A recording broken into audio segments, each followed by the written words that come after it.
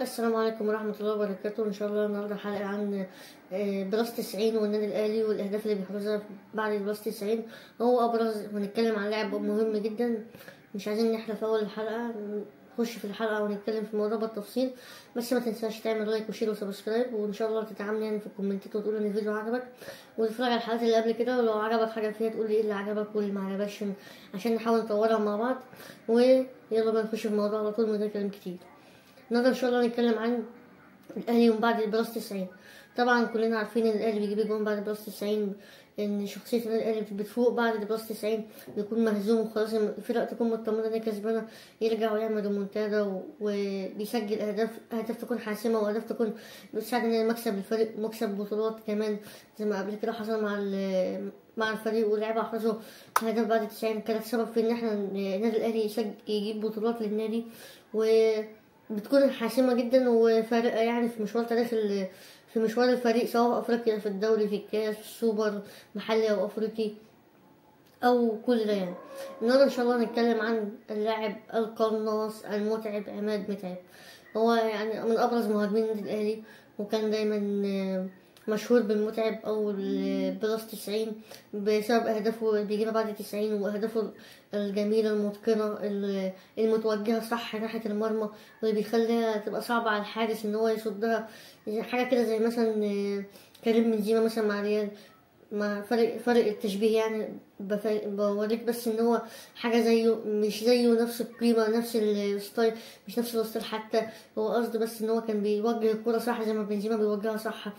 رأسياته كمان عماد متعب كان موجه جدا برأسيات، حتى لو العرضيه بتجيله مش مظبوطه، زي ما شفنا في مباراه سيو سبورت في الكونفدراليه اللي جاب الجون في الدقيقه 95، اللي كانت من عرضيه وليد سليمان ده، ما كانتش العرضيه مظبوطه قوي وهو وجهها براسه في المرمى وسجلنا بقى هدف.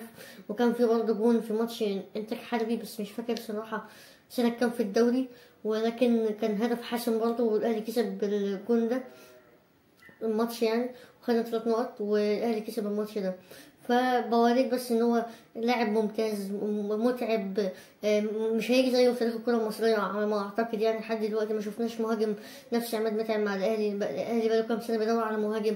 جبنا موديست مش شغال، جبنا اسامه ابو علي في الفتره الحاليه لسه ما لعبش، جبنا كهرباء شغال وبيجيب جون، بس مش نفس القدره والامكانيات اللي احنا مستنيينها من المهاجم يكون اساسي للاهلي ومنتخب مصر. دايما كنا بنشوف عماد متعب، شفنا قبل كده وليد زيرو خد الهداف وبعد كده مشى من النادي الاهلي ما استمر. شفنا سليمان كوليبالي ده اللي كان فارق جدا واجنبي وسفاح قدام المرمى، بس ما استمرش، عمل مشاكل وقال هرب ومش عارف ايه ومشى.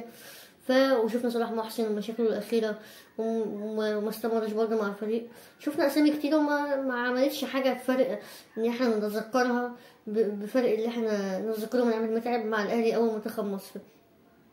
عماد متعب من افضل لعيبه بالرأسيات وطريقه اتقانها زي ما وضحت في الاول، مش عايزين نعيد الكلام يعني كتير، بس هو بصراحه كان متعب جدا للحراس والمدافعين، كان ممتع في لعبه وطريقه لعبه.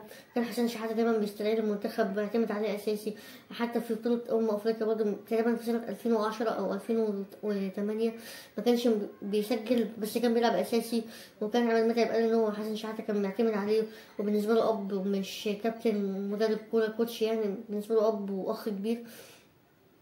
هنقول ان شاء الله دلوقتي من اهم اهدافه رائعه مع هدفه في 2010 امام الاتحاد الليبي، والهدف ده كان حاسم جدا للنادي الاهلي، والاجمل طريقه الاستلام والتسديد والتوجيه في المرمى. اقول لك بقى اعظم بالنسبه لي 3 اهداف للاهلي في بلس 90 واحمد متعب هو اللي جابهم.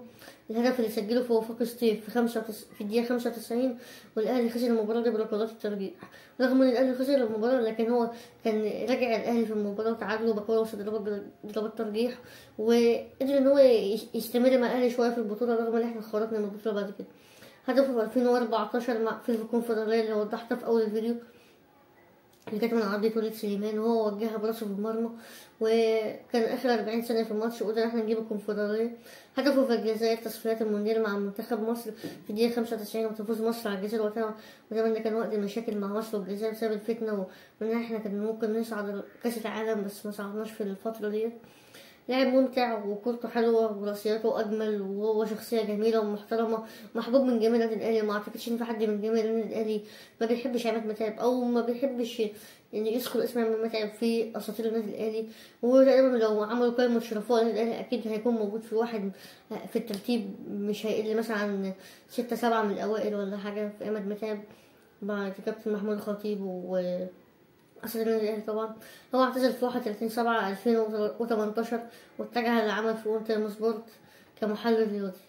حقق مع الأهلي 10 دوري ممتاز، 3 كاس مصر، 6 سوبر، 4 سوبر أفريقي، 4 دوري أبطال أفريقيا، واحدة كونفدرالية اللي سجل الهدف بتاعها في آخر 40 ثانية من الماتش وجاب البطولة للأهلي. ده كانت موجز يعني أهم كام عنوان كده لعماد متعب، وحبيت انا اتكلم عن لاعب زي عماد متعب ممتع، وان شاء الله يكون الفيديو ده هو السبب في ان القناه تتشاف اكتر. عماد متعب يعني بيستاهل ان الناس تتكلم عليه كويس، هو شخصيه محترمه جدا. فلو عجبك الفيديو ما تنساش تقول ان هو عجبك في الكومنتات، وتعمل لايك وتشترك في القناه وتفعل زر الجرس عشان يوصلك كل جديد ان شاء الله. ولو عندك فكرة فيديوهات نعملها ان شاء الله، نتكلم عن لاعب، نجيب اخبار كده، واكتبها لي في الكومنتات وان شاء الله ننفذها. والسلام عليكم ورحمة الله وبركاته.